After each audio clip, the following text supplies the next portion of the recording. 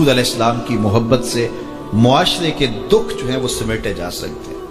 آقا کریم علیہ السلام نے محبت سے ہی معاشرت کو جو ہے وہ اپنے قریب کیا اور لوگ ایمان کی دولت سے مالا مال ہو گئے۔ وہ ایک بچہ آیا نا اپنی ماں کے لیے لباس لینے کے لیے، اور پہلے وہ گیا اپنے چچا کے پاس، اس کی ماں بیوہ تھی اور اس کا لباس پھٹ گیا تھا، اور وہ اپنے چچا کے پاس گیا تو اس نے دتکار دیا۔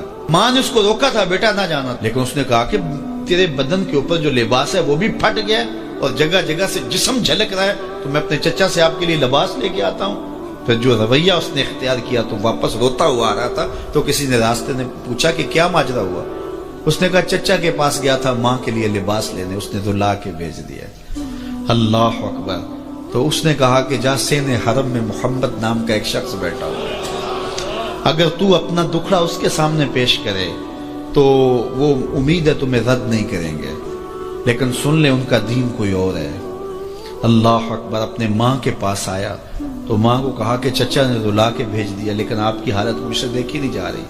بچہ ابھی شعور کی منزلوں میں قدم رکھ رہا تھا، پہلے بہت چھوٹا تھا، اب اس کے اندر ایک جذبات تھے بچے کے اندر۔ تو ماں نے کہا کہ بیٹا نہیں، ان کے پاس نہیں جانا، سنا ہے کہ جو ان سے ملے دین دھرم چھین لیتے ہیں اس کا۔ اللہ اکبر۔ تو حضور علیہ السلام کے پاس جانے سے ماں روکنے لگی، لیکن بچے نے کہا کہ امی میں پکا رہوں گا، بتوں کا وفادار رہوں گا، تم اس ٹینشن کو، اس پریشانی کو چھوڑ دو۔ اور حضور کی خدمت میں حاضر ہوا۔ حضور صحن حرم میں چادر اوڑے بیٹھے ہوئے تھے، اور جا کے کہنے لگا میں پہلے بات آپ سے کر لیتا ہوں، آپ کا دین میں نے قبول نہیں کرنا۔ حضور مسکرا کے بولے بیٹا بتاؤ کس لیے آئے ہو؟ کہا میری ماں بے لباس ہے، میں آپ سے لباس لینے آیا۔ حضور نے چادر رحمت اتار کے اس کے کندھوں پہ ڈال دیا۔ اللہ اکبر۔ وہ واپس آ گیا اور ماں پر حضور کی چادر اڑائی۔ اللہ اکبر۔ اور ماں نے کہا کہ بیٹے اس نے اپنا دین تو نہیں تجھے دیا؟ کہا نہ، میں نے پہلے کہہ دیا تھا تیرے دین نہیں مانوں گا۔ ماں کہنے لگی پتر اس کا دین ماننا چاہیے، یہ جس نے رحمت کی چادر ہمارے سر پہ تان دی۔ اللہ اکبر۔ تیری تک کے ادامہ میں مرید ہو گئے۔ اس بوڑھی عورت کا قصہ بھی آپ نہیں بھول سکتے، جو گھر کا سامان باندھ کے اپنے دروازے پہ بیٹھی ہوئی تھی، اور اس نے سنا تھا مکے میں ایک جادوگر آیا ہے جسے ملتا ہے اس کا دین چھین لیتا ہے، کہیں ایسا نہ ہو کہ کہیں اس سے ملاقات ہو جائے اور وہ دین ہی میرا چھین لے، مجھے شہر چھوڑ دینا چاہیے۔ گھر کے تھڑے کے اوپر سامان باندھ کے بیٹھی ہے۔ حضور بھی گزرے تو اس نے دیکھا تو کہا بھتیجے یہ سامان میرے سر پہ رکھ دے۔ حضور نے سامان اٹھایا، دیکھا تو بوجھل تھا، وزنی تھا، اور بڑھیا کو دیکھا تو کمزور تھی، تو کہا کہ بڑھیا اگر چاہو تو جہاں چاہتی ہو میں خود نہ چھوڑا۔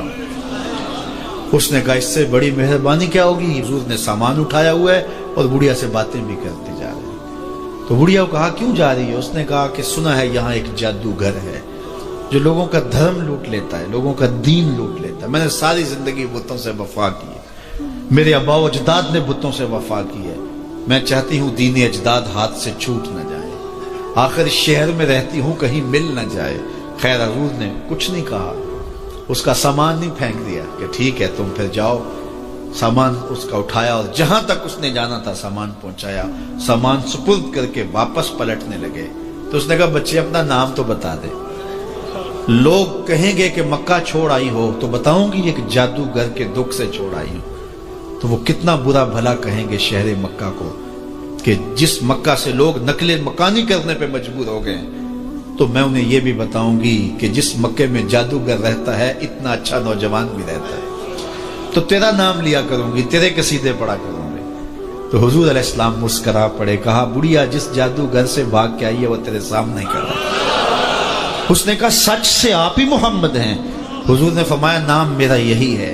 تو اس نے کہا پھر آپ کا جادو میرے پہ چل گیا ہے۔ اللہ اکبر۔ تیری تک کے ادامہ میں مرید ہو گئے، لوگوں کی خدمت کریں، بوڑھوں کے کام آئیں، دکھیوں کے کام آئیں، مصیبت زدہ کے کام آئیں۔